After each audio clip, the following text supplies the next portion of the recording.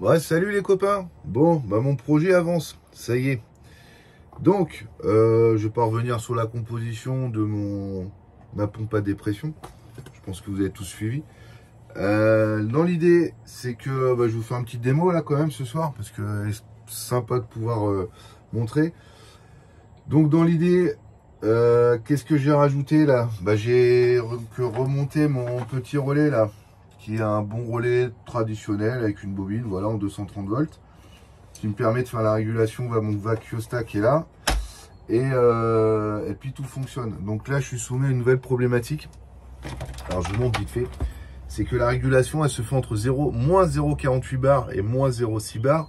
Et le problème que je rencontre, c'est que à moins 0,48 bar, c'est-à-dire que le vacuostat va se réarmer et de fait, le compresseur va normalement se relancer. Mais ce qui se passe, c'est que ce compresseur-là, c'est pas un gros compresseur. C'est un compresseur de petit frigo de type tabletop et qui n'a pas de congélateur, rien du tout. Et il n'a pas une grosse puissance, en fait. C'est là que je vais y arriver.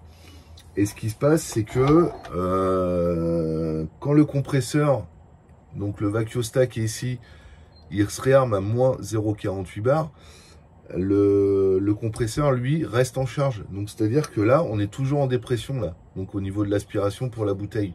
On est toujours en dépression dans ce tuyau. Ce qui fait que, comme on est toujours en dépression, on dit que le compresseur, il va démarrer en charge. Ce qui n'est pas bon du tout pour un compresseur.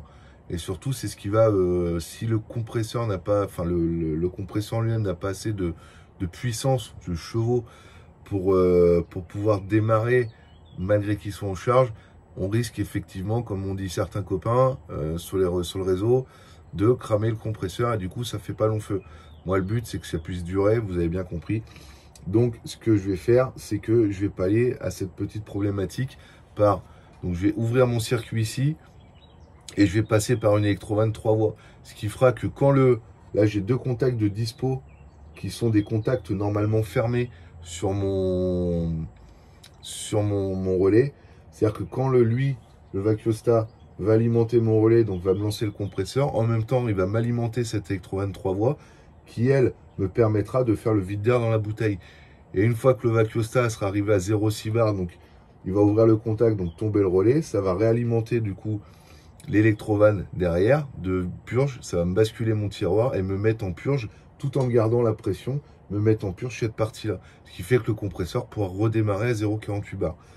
Donc pour l'instant, c'est en commande, c'est toujours pas reçu.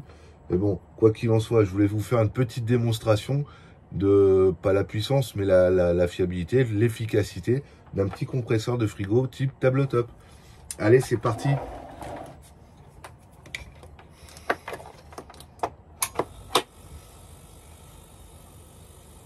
On ferme la vanne.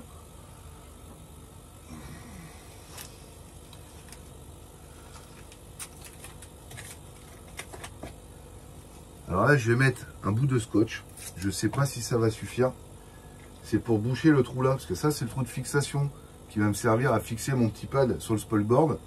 Donc forcément, si je fais le vide d'air ici et que l'air s'évacue là, rétablir les pressions, c'est pas bon. Donc je suis pas vraiment certain que ce type de scotch, ça c'est du scotch de masquage acheté chez Action. Je suis pas vraiment certain, je mets 2 épaisseurs mais que ça fonctionne. Bon, dans l'idée, vous allez comprendre. On fait un test sans et on fera un test avec. Voilà. Donc là, vous avez vu, on est descendu. On va pas 0. Je suis à combien? À 0,5 de pression, moins 0,5 de pression. Donc je vais vous mettre en face, comme ça vous allez bien vous rendre compte de la puissance. Donc là, je pense que je vais vous rapprocher un petit peu. Hop. Vous avez vu, il y a un jour là qui se crée là.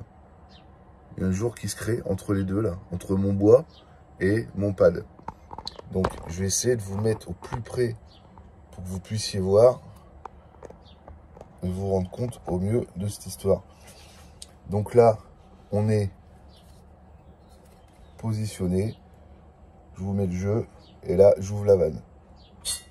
Hop, petit collage. Et là, du coup, le scotch fonctionne bien. Et comme vous avez entendu, le compresseur s'est remis en route. Et là, vous pouvez y aller. J'ai tout essayé. C'est inarrachable. Donc pour info, je vais revenir là. Pour info, hier soir, je suis descendu à moins 0,6 bar. J'ai laissé ça comme ça. J'ai débranché le compresseur une fois qu'il avait rechargé suite à la perte d'air que j'avais créée avec le morceau de bois quand je l'ai collé la première fois. Bon, en gros, je l'ai collé à 21 h. Je suis redescendu ce matin à l'atelier, il était à peu près 5h30. Et bah figurez-vous que le bout de bois, on était descendu à 0,4 bar, forcément, parce qu'il s'est pas relancé comme j'avais débranché, est toujours inarrachable. Donc, ceux qui étaient sceptiques à me dire, oui, un problème avec le pad, c'est pas terrible, nanani, nanana. Ben, enfin le pad en comment dire, en impression 3D, c'est pas terrible, ça va pas tenir. Bah écoutez, je suis désolé de vous le dire, ça fonctionne. Et ça fonctionne plutôt pas mal. Ceci étant dit, voilà, j'ai eu un ami menuisier qui m'a donné cette matière-là. Alors je sais plus ce que c'est, voilà. Il s'en sert pour créer des éviers, des lavabos, pour des salles de bain. Il m'a dit, bah écoute Tony, prends un morceau de ça, c'est une chute, et tu feras un test et d'usinage là-dedans, pour voir ce que ça donne. Bon, effectivement, ça se travaille bien. Moi, ça, c'est lui qui l'avait fait, hein, le trou, là. Et ça sera, bon, certainement à la scie à chanfreiner, quoi. À chantourner.